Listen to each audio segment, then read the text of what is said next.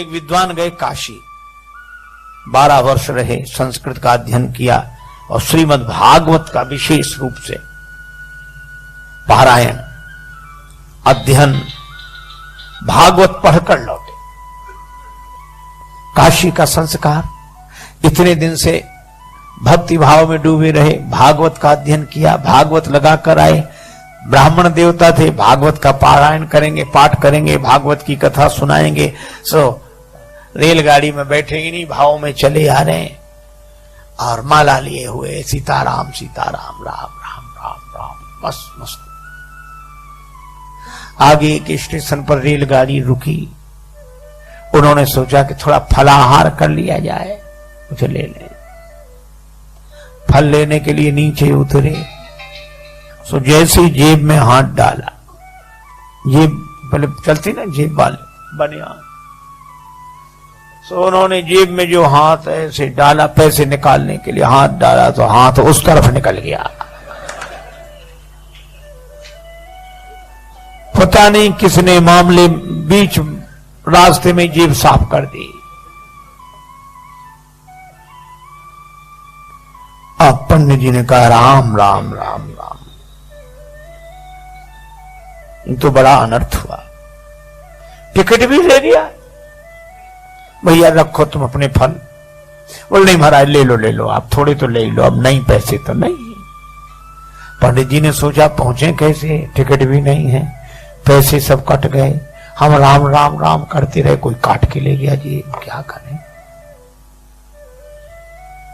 अच्छा लोग भी बड़े अजीब, कम से कम राम राम करने वालों को तो छोड़ दो। हरिद्वार में जाते हैं हम लोग, हरिद्वार ऋषिकेश गंगा जी किनारे, बड़ा मेला लगता है, स्नान करते हम लोग, हर हर गंगे हर हर गंगे हर हर गंगे। हमारे पूर्वज आकाश से देखते हैं कि हमारे कुल में ऐसे हुए, आज गंगा जी स्नान कर रहे हैं, हर हर गंगे बोल रहे हैं, हमारे कुल में ऐसे हुए। पूर्वज कितने प्रसन्न होते होंगे, होते होंगे नहीं। लेकिन एक दूसरी बात भी है, हम लोग तो कर रहे हैं हर हर गंगे, वहीं आसपास घूम रहे जेब कतरे लुटेरे चोर भी क्या कहते हैं, तुम करो हर हर गंगे, हम कर देंगे तुम्हें नंगे, तुम नहाओ सामान लेके हम गायब। उनके भी पूर्वज देखते हैं, कहते हाय हमारे कुल में ये हुए। यही करना था तो झांसी कानपुर दिल्ली आगरा जाते, ये तीर्थ ही मिले थे। तो राम राम रटने वाले पंडित जी की जेब काट दी किसी ने रास्ते में, सब ले गया। पंडित जी ने कहा कोई बात नहीं, मुख में हो राम नाम, राम सेवा हाथ में, तू अकेला नाही प्यारे, राम तेरे साथ में।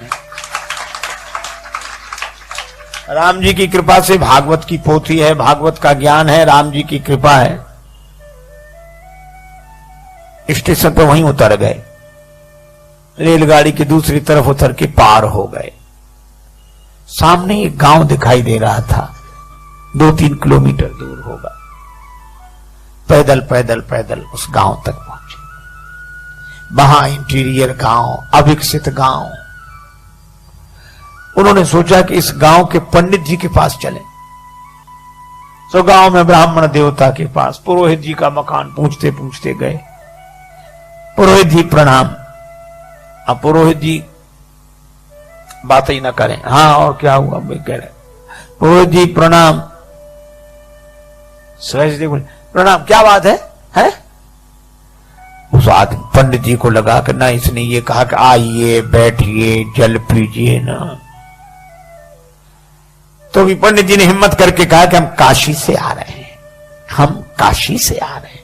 सोचा इसको थोड़ा प्रभाव पड़ेगा, हम काशी से आ रहे हैं। सो क्या बोला, तुम कलकत्ता से चले आओ, हमें क्या मतलब इससे, काशी से।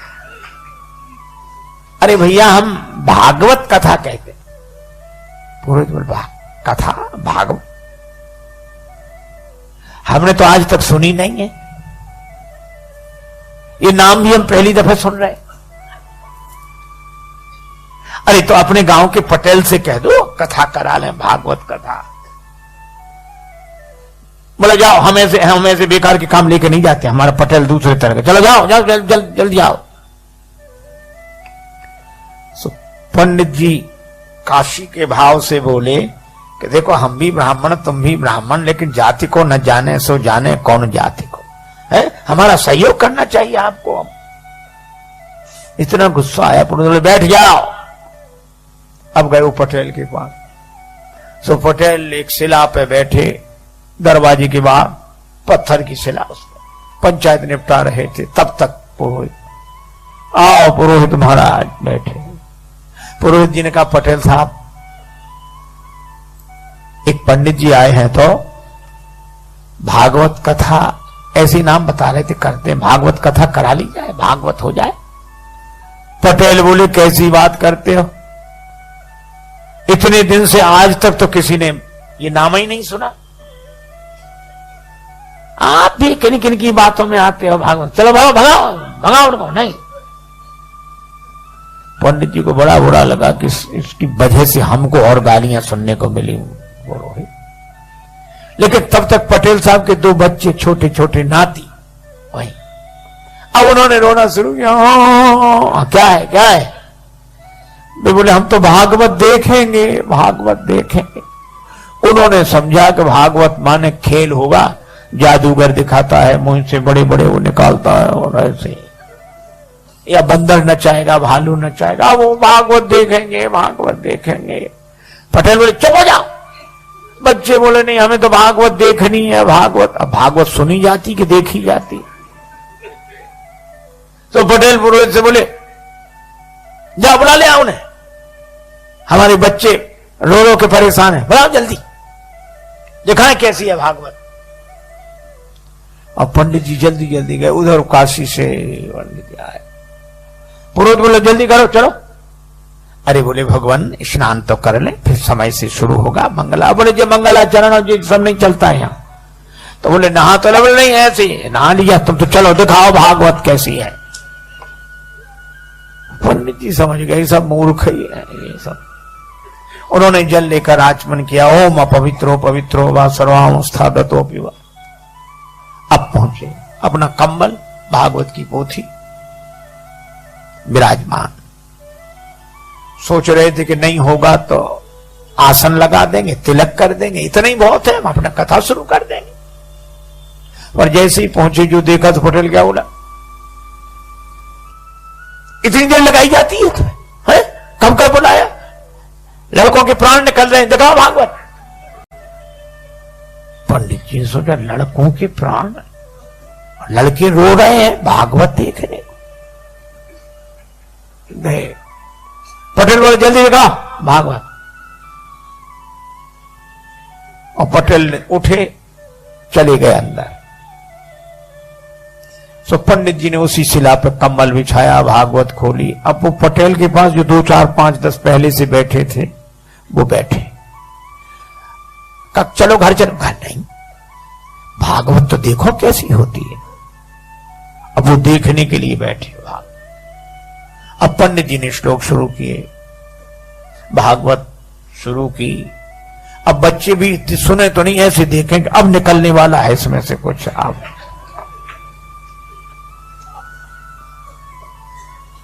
हे भगवान, 1 घंटा हो गया, वे लोग भी बैठे, बच्चे भी बैठे। और वो जो पटेल साहब अंदर गए थे वे भोजन करके आ गए। इनसे पंडित जी से कुछ पूछा न बताया। पंडित जी का जो भगवान की इच्छा। अब संयोग की बात, पटेल साहब उसी शिला पे सोते थे, पत्थर की शिला पर, जहां पंडित जी कथा कर रहे थे। सो आए, इधर उधर देखा, सो पंडित जी की जांघ पे सिर रख के सो गए। अच्छा, सिर रख के सोए, सोने में कोई गड़बड़ी नहीं, पर सोने के बाद जो उनका खो जो शुरू हुआ। एक सज्जन कह रहे थे महाराज इसी को साउंड स्लीप कहते हैं, जो सोते में साउंड हो। अब पंडित जी बड़े परेशान, इधर भागवत, इधर इतना बड़ा सिर, पहलवान आदमी, जांग फटी जाए, और वो श्लोक कहें वो बड़ा परेशान हो गया। और फिर पंडित जी ने सोचा यही तो मुख्य स्रोत है, यही कुछ देता लेता, फिर ये तो हो कर रहा है, और इधर जांग पर ये वजन, सो पंडित जी ने हटाया। पटेल साहब भागवत हो रही है, सुन लीजिए, जीवन का फल है, पुण्य का फल है। ऐसे हिलाया। अच्छा, कोई लोगों को सोने में कोई जगह दे तो बड़ी आफत होती है, उसको कोई जगाते ही नहीं था। गांव भर का प्रमुख जो हिलाया डुराया, अब वो जगह, लाल आंखें किए और ऐसे बड़े क्रोध। पंडित जी की तरफ देखा, पंडित जी बोले पटेल साहब जाते, भागवत सुन लीजिए, भागवत बढ़िया है, भागवत। और जो इतना कहा तो पटेल ने एक तमाचा दिया पंडित जी। पंडित जी को बड़ा बुरा लगा कि धिक्कार है, अब चाहे मिले चुले कुछ नहीं, चाहे जो कुछ होए। तो पंडित जी ने चद्दर फेंका, अंगूठ लगाए तो आप ही लगा, एक उन्होंने दिया पटेल में। अब दोनों गुत्थम गुत्था। तो जितने लोग वहां बैठे थे वो उनको अलग न करें, क्या बोले, हाँ भैया दूर हो जाओ, भागवत शुरू हुई।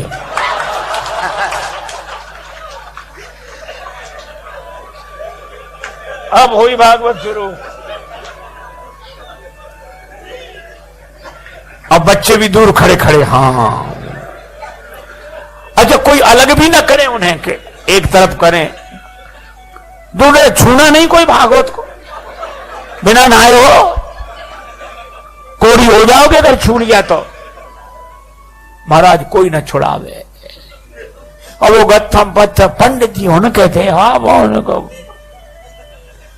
गांव में अनाज रखने के लिए गड्ढा सा बनाया जाता है, खोड़िया बोलते हैं उसको, खाली पड़ी थी, तो दोनों लुढ़कते फुड़कते उसी में गिरे गए।